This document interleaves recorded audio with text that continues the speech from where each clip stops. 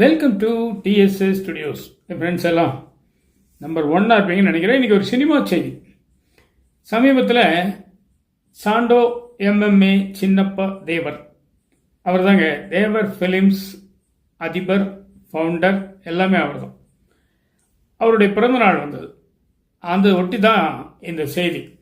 அவர் சாதாரண அடிமட்ட நிலையில் இருந்தவர், ரொம்ப ரொம்ப கீழே, தினக்கூலின்னு வச்சுக்கோங்களேன், அப்படி இருந்தவர் தன்னுடைய உழைப்பு, கடினமான உழைப்பினால கொஞ்சம் கொஞ்சமாக மேலே வந்து ஒரு தேவர் ஃபிலிம்ஸ் அப்படிங்கிற ஒரு கம்பெனியினுடைய அதிபராக மாறுறார். அவருடைய உடம்பு கட்டுமஸ்தாக இருக்கும்.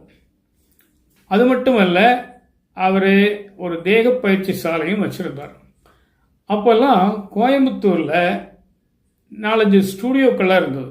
படம் எடுக்கிறது இங்கே தான் முதல்ல இருந்தது. கோடம்பாக்கத்துக்கு முந்தின இடம் கோயம்புத்தூர். அப்போது அந்த சினிமா நடிகர்கள்லாம் இவருடைய அந்த தேக பயிற்சி சாலைக்கு வருவாங்க. எதுக்காகன்னா, தங்களுடைய உடம்பை கொஞ்சம் ஃபிட்டாக வச்சுக்கலாம் அப்படிங்கிறதுக்காக, பயிற்சிக்காக வருவாங்க. இப்படியே கொஞ்சம் கொஞ்சமாக தொடர்பு ஏற்பட்டு அவருக்கு சினிமாக்காரங்களோட தொடர்பு ஏற்பட்டு இவரும் போய் அந்த இடத்துக்கு போய் ஒரு சின்ன சின்ன வேடங்களில் நடிக்க ஆரம்பிக்கிறார். ஏன்னா இவரும் நல்லா கட்டுமஸ்தாக இருப்பார், உடம்பு நல்லா மெயின்டைன் பண்ணுவார். அதனால தானே எம்ஜிஆரும் இவரும் ரொம்ப ஃப்ரெண்டாக இருந்தாங்க. அது அப்படி கூட இருக்கலாம். ஏன்னா பாடி பில்டிங்கில் 2 பேருமே பர்ஃபெக்ட் ஜென்டில்மன்னு சொல்லலாம், அந்த அளவுக்கு. ஏன்னா அத்தனை ஆயிரம் வசதிகள் இருந்து தப்பு பண்ணுறதுக்கு இருந்தாலும் இவங்க அந்த வேலைக்கு போகாமல் தங்களுடைய உடம்பை சும்மா கட்டுமஸ்தாக வச்சுருந்தாங்க. அப்போது இவர் கொஞ்சம் கொஞ்சமாக முன்னேறி ஒரு படம் எடுக்கிற அளவுக்கு முதல்ல ஒரு படம் எடுத்து, அதை எம்ஜிஆர் வச்சு எடுத்து, தாய்க்கு பின் தாரம் அப்படின்னு ஒரு படம் எடுத்தாங்க.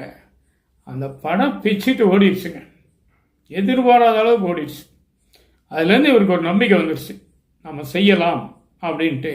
தொடர்ந்து எம்ஜிஆரை வச்சு ஒரு 16-17 படங்கள் வரைக்கும் எடுத்திருக்காரு. கிட்டத்தட்ட எல்லாமே வெற்றி படங்கள் தான். 1-2 இருக்கலாம், சரியாக போகாமல் இருக்கலாம், ஆனால் அதிகபட்சமான படங்கள் வெற்றி படங்கள். இதில் இன்னொரு விசேஷம் என்ன தெரியுங்களா? மற்ற கம்பெனியெல்லாம் படம் எடுக்கிறதுக்குள்ள போதும் ஆகிடும். ஆனால் தேவர் ஃபிலிம்ஸ் மட்டும் இன்னைக்கு பூஜை அப்படின்னு சொல்லி விளம்பரம் கொடுத்து, பத்திரிக்கை அடித்து, ஆட்களை கூப்பிட்டு, இந்த பூஜை போடுற அன்னைக்கு வெறும் பூஜை தான் இருக்கும். கேமராக்கு மாலைகளை போட்டு நடிகர்கள்லாம் வருவாங்க, அன்றைக்கி பூஜை போடுவாங்க. ஆண்டவா, இந்த படம் துவங்குறோம், நல்லபடியாக முடியணும் அப்படிங்கிறதுக்காக அந்த பூஜை போடுறது ஒரு சென்டிமெண்டல் விஷயம் அது. ஆனால் பூஜை போடுற அன்னைக்கே இந்த படம் என்னைக்கு ரிலீஸ் அப்படின்னு சொல்லிட்டு வரோம்.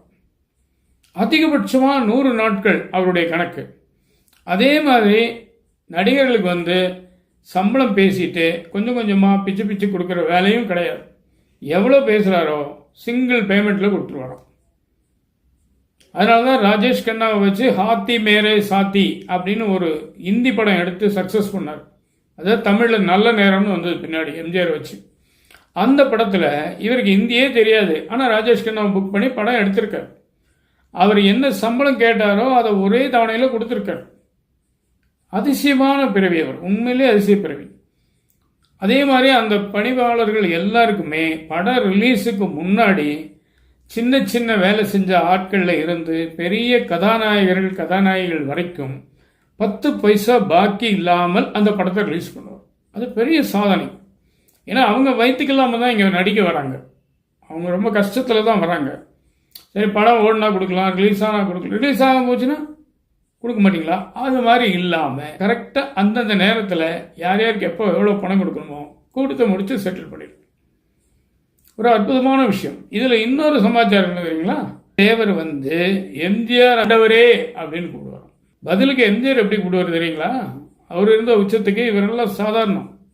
முதலாளியும் அந்த ஊதியமும் கொடுக்கிறார், வேலையும் கொடுக்கிறார், சரியாகவும் கொடுக்கிறார். அப்போ முதலாளி தானே அப்படிங்கிற மாதிரி.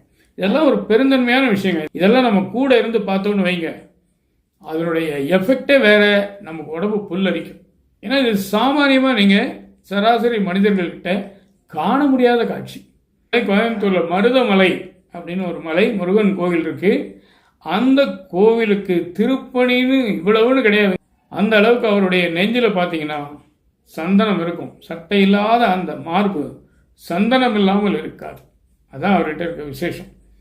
அதனால் இந்த சமயத்தில் அவரை பற்றிய சில நினைவுகளை நம்ம நினச்சி பார்க்குறத பெரும் பாக்கியமாக நான் நினைக்கிறேன். யாருக்கு பயன்படும் யாருக்கு பயன்படாதுன்னெலாம் யோசிக்கல.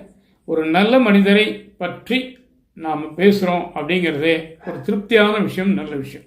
சரிங்களா? இதான் இன்றைக்கி விஷயம். நிச்சயமாக இந்த விஷயம் உங்களுக்கு பிடிச்சிருக்கும்னு நினைக்கிறேன். உங்கள் கருத்துக்களை எதிர்பார்க்குறேன். மீண்டும் அடுத்த எபிசோடில் சந்திப்போமா? அதுவரை உங்களிடம் வந்து விடைபெறுவது உங்கள் அன்பன் டி. சண்முக சுந்தரம், போத்தனூர், கோயம்புத்தூர். நன்றி, வணக்கம்.